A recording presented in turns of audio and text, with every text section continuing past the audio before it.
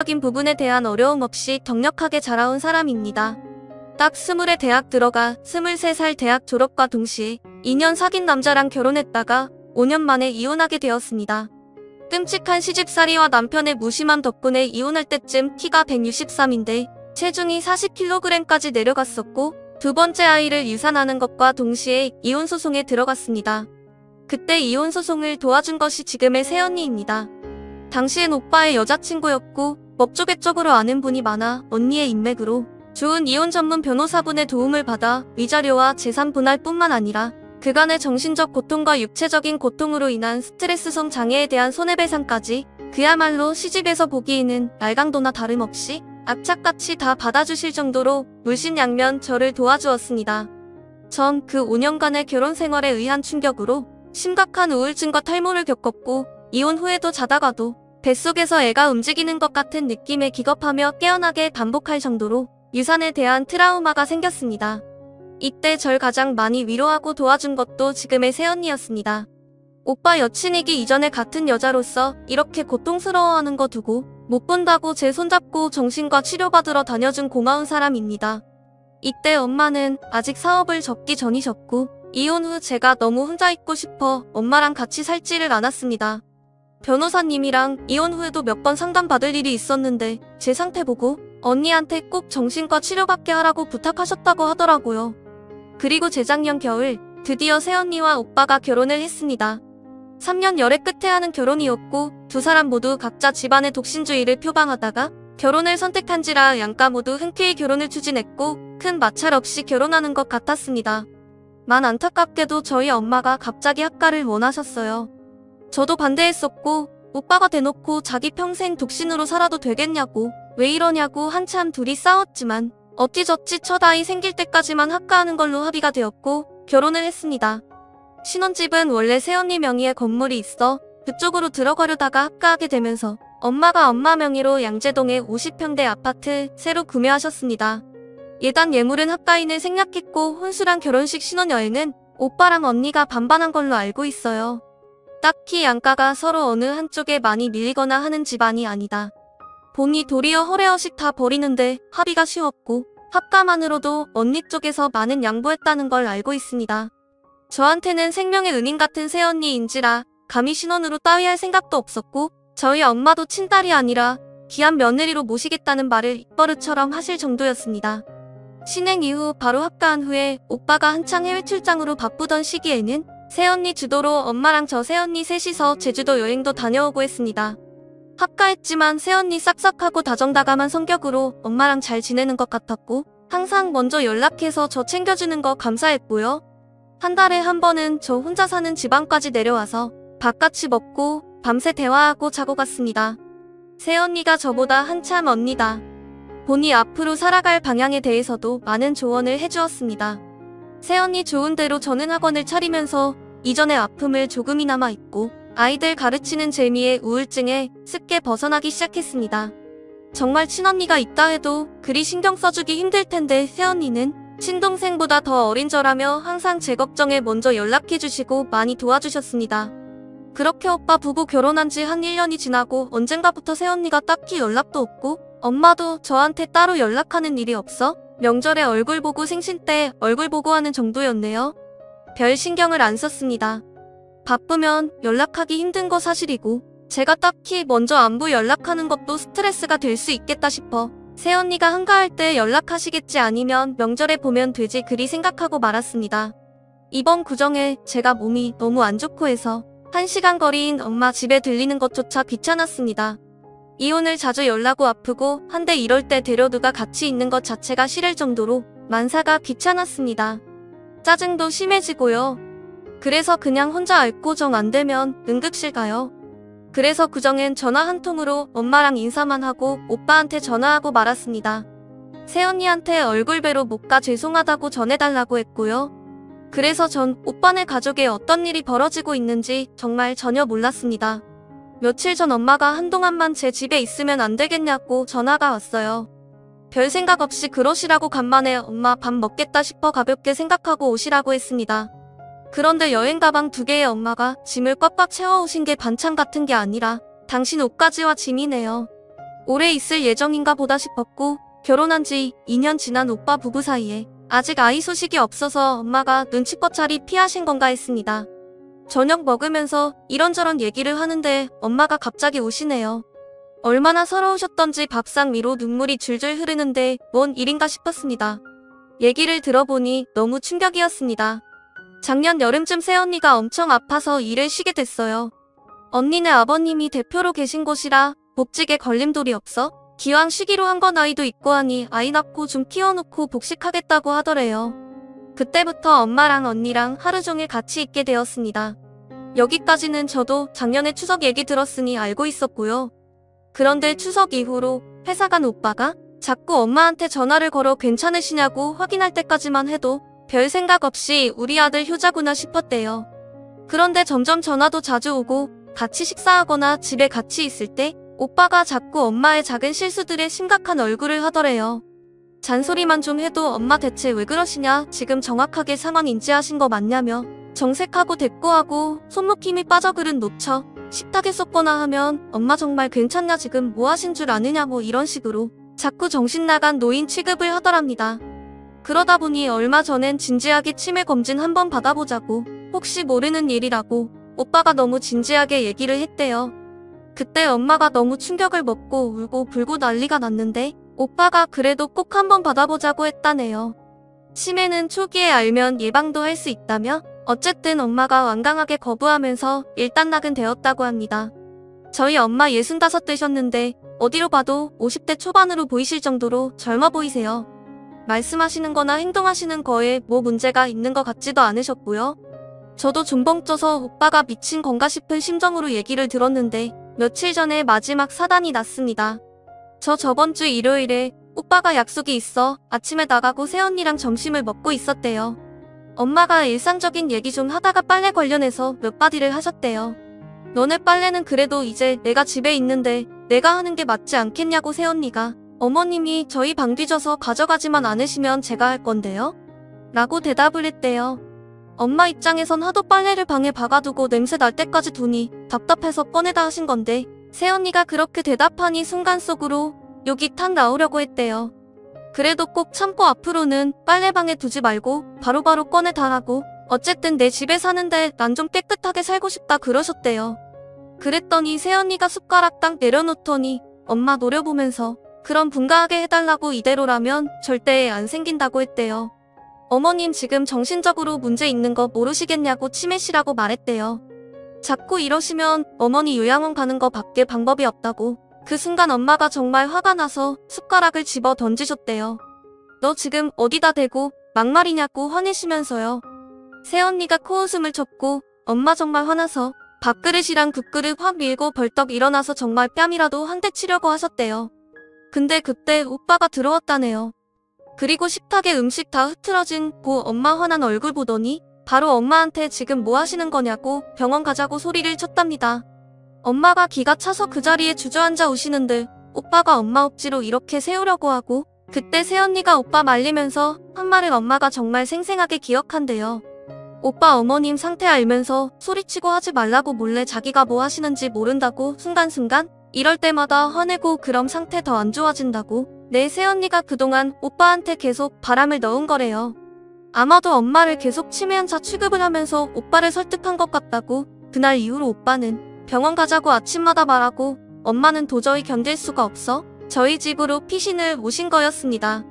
제가 그 얘기를 듣고 너무 충격적이고 황당해서 이틀 내리 고민을 했습니다. 저한테는 너무 고맙고 은혜를 갚아야 할 새언니지만 멀쩡한 엄마를 치매환자로 몰고 가는 것만큼은 막아야 하는 게 아닐지 내가 알던 새언니와 엄마 얘기 듣는 새언니의 모습이 너무 달라 혼란스러웠습니다. 며칠의 생각 끝에 토요일에 학원 마치고 새언니한테 연락을 했습니다. 만나서 얘기 좀 하자고 오랜만에 통화해 새언니의 목소리가 나쁘지 않았고 그 와중에도 어머님 잘 계시는지 묻는 거 보고 내가 알던 새언니가 맞는 것 같아 바로 약속을 잡고 어제 서울 올라갔습니다. 오랜만에 만난 새언니 말랐더군요. 이게 뭔가 싶었습니다. 저보다 5살이 많음에도 저보다 어려 보이던 새언니 같지가 않았습니다. 좀 걱정스럽기도 했지만 당장 우리 엄마의 일이 더 신경 쓰인지라 몸 안 좋냐는 인사는 건성으로 때우고 언니한테 본론부터 꺼냈어요. 우리 엄마한테 대체 왜 이러는지, 왜 멀쩡한 사람을 치매로 몰아가는지, 그리고 엄마한테 들은 새언니의 행동들 며느리의 도리 따지기 전에 인간적인 도리가 아니지 않냐 제가 생각해도 매섭게 다 그쳤는데 새언니 얼굴 참 평온하더군요. 그리고 엄마가 말한 그 코웃음을 픽픽 웃더군요. 처음 봤습니다. 그런 모습 그리고 새언니가 쭉 얘기를 하기 시작하는데 소름이 끼쳤습니다. 어째서일까요? 엄마가 나에게 한 말들보다 새언니가 하는 말들이 더 마음에 와닿고 있을 법한 것은 제가 당해봐서 압니다. 아직 자고 있는 부부방에 들어가 빨래를 챙겨 나오며 혀를 차는 우리 엄마 냉장고에 반찬 잔뜩 해놓고 새언니랑 밥 먹을 때는 찌개 하나에 김치에 나물 쪼가리만 꺼내는 우리 엄마 오빠 집에 오면 손수 오빠가 걸어주고 씻고 나오면 팔짱 끼고 소파에 앉아서 새언니한테는 밥 차리라고 말하는 우리 엄마 아파서 휴직한 새언니한테 몸간수 못한 게 무슨 자랑이냐고 막말하는 우리 엄마 언니 휴직한 이유가 유산 때문이었고 스트레스 너무 받아서 유산하고 한 달 넘게 하혈하면서 언니 아버님께서는 일단 무조건 쉬라고 하셨대요. 제가 당해본 일이었습니다. 내 시어머니에게 똑같은 방법은 아니어도 소름 끼치게 비슷한 상황들 흑가는 아니었지만 차로 20분 거리의 시댁에 주말마다 방문해야 하고 가면 설거지에 청소에 빨래에 임신한 몸으로 매주 불려가 무릎 꿇고 앉아 일장 연설도 들어봤지요. 그러다 2번이나 유산할 때쯤 남편은 더 이상 내 편이 아닌 남의 편인 걸 알았고요. 밥 먹는 거 숟가락질 한 번 똑같이 돈 버는데도 내 아들 등골 뽑아먹는다는 막말과 욕설들 그걸 새언니도 당했답니다. 믿기 싫었고 설마 우리 엄마가 그랬을까 싶었는데 새언니가 순수하게 인정을 했습니다. 새언니가 엄마한테 한 행동들 다 맞다고 빨래 챙겨 나가실 때 눈 떠서 보고는 일부러 눈 마주친 다음에 오빠 품속에 파고들었고 김치에 나물 쪼가리 밥상으로 내주시면 입맛 없다고 안 먹고 초밥이나 족발 시켜서 혼자 먹었대요. 드시라는 말 없이 어머님 배부르시죠. 하고 혼자 먹고 오빠한테 엄마가 애인처럼 대하면 그 길로 친정에 전화해서 오빠한테 당장 언니 데리고 오라 하라고 시키고 엄마가 몸간수 어쩌고 하면 원래 애도 날짜리 보고 생기는 거라고 애미 마음이 안 편한데 어떻게 애가 그 뱃속에서 편하게 있겠냐고 눈 시퍼렇게 뜨고 되들었다네요. 가만히 당해줄 생각이 없었고 어머니의 행동 정상인이라고 생각 안 했다고 새언니가 딱 이렇게 말했습니다.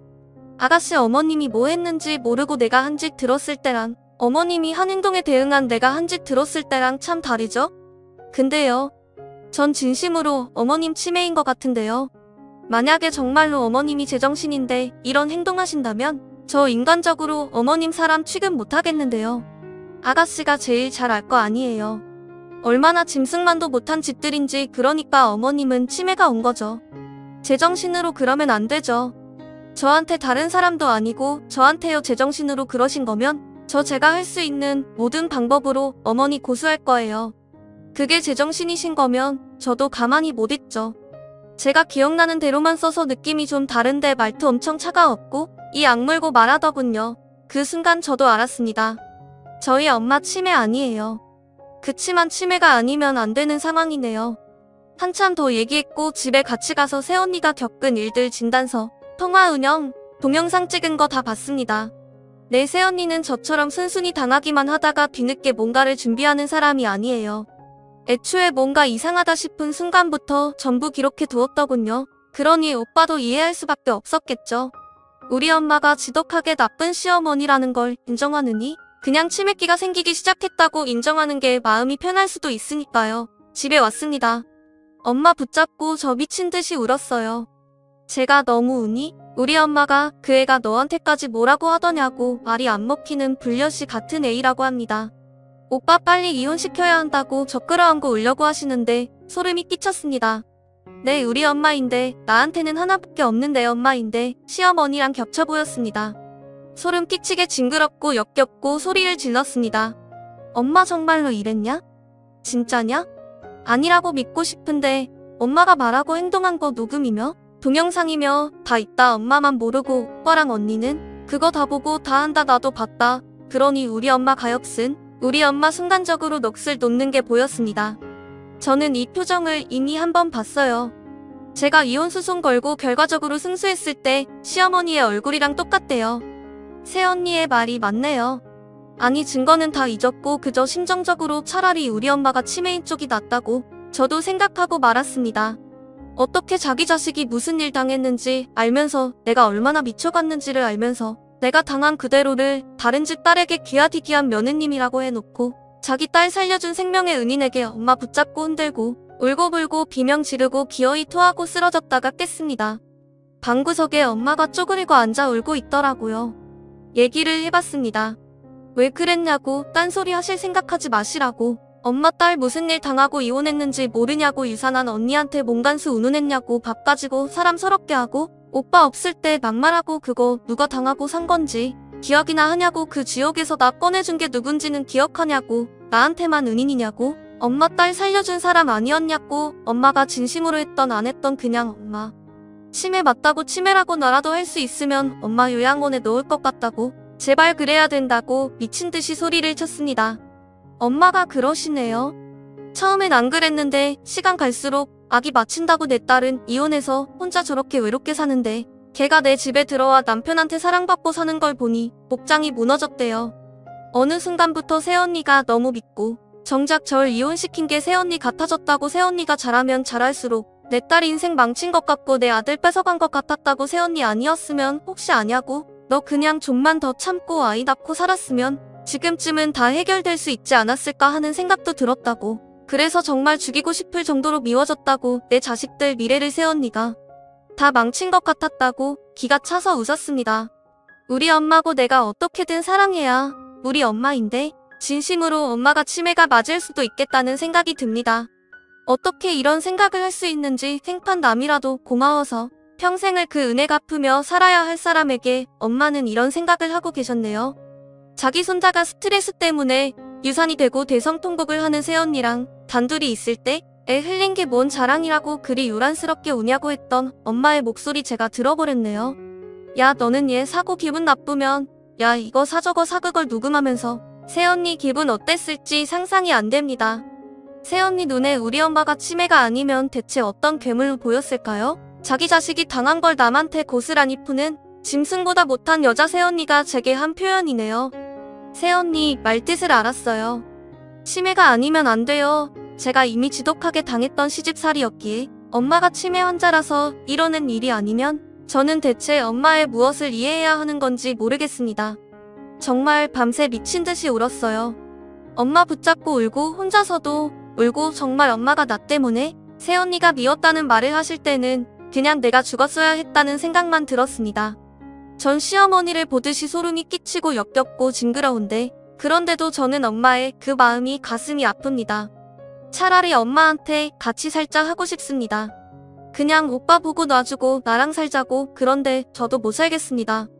그제까지만 해도 새언니가 그 따위로 나온다면 다 필요 없고 나랑 살자 하고 싶었는데 제 눈에 우리 엄마는 예전 시어머니의 본신처럼 느껴집니다. 나 때문에 병들어버린 가슴 아픈 내 엄마였다. 날 그리고 못 잡아먹어 난리친 내 자식 둘을 잡아먹은 그 여자처럼 보였습니다. 단 몇 시간 만에 저는 미쳐버릴 것 같았습니다. 진심으로 엄마가 치매였으면 좋겠어요. 차라리 검사받아 그 결과가 치매로 나와서 어쩔 수 없이 요양원으로 모시하는 상태였으면 좋겠습니다. 엄마의 제정신이 저지른 일들이 아니라 정말로 미쳐서 치매라서 생긴 일이면 좋겠습니다. 그러면 새언니한테 미안한 마음도, 엄마를 징그럽게 느끼는 감정도 느끼지 않을 수 있을 것 같아요. 제가 우리 엄마를 어찌해야 할까요? 난 그래도 엄마 자식인데 엄마가 치매이길 바랍니다. 차라리 그게 맞습니다. 오빠가 왜 그랬는지 알 것 같아요. 겨우 가라앉혔던 전 시집에 대한 분노가 다시 치밀어 오릅니다. 그 사람들 다 죽이고 나도 죽고 엄마도 같이 죽었으면 좋겠습니다. 이 모든 게 어린 나이에 멍청하게 시집간 내 탓 같고, 사람을 사람으로 대접하지 않은 시집 잘못 같고, 그렇게 잘못을 따지다 보니 엄마 혼자 두고 일찍 돌아가신 아빠까지 원망하게 됩니다. 겨우 벗어났다고 생각을 했는데 어떻게 우리 엄마가 이런 일을 벌일 수 있는 걸까요? 미칠 것 같습니다. 그 누구에게 하소연할 수가 없습니다. 이전까지 제 하소연을 들어준 건 새언니와 엄마였는데 지금 이 일을 대체 누구한테 말할 수 있을까요? 이미 현명한 대처 방법 따위가 없다는 걸 압니다. 아는데 미칠 것 같아서 주절거려 봅니다. 엄마를 어찌해야 할까요? 어떻게 해야 할까요? 어쩌면 좋을까요? 후기입니다. 결국 엄마랑 새언니는 분가를 했습니다. 하지만 분가는 당연한 결과였을 뿐 이 문제를 해결해주는 해결책은 아니네요. 모두에게 상처였으니까요. 결국 저희가 모두 모인 자리에서 엄마는 새언니에게 사과를 하셨고요. 저에게 이야기하듯 그간의 감정도 고스란히 말씀하시면서 후회한다는 말도 하셨죠.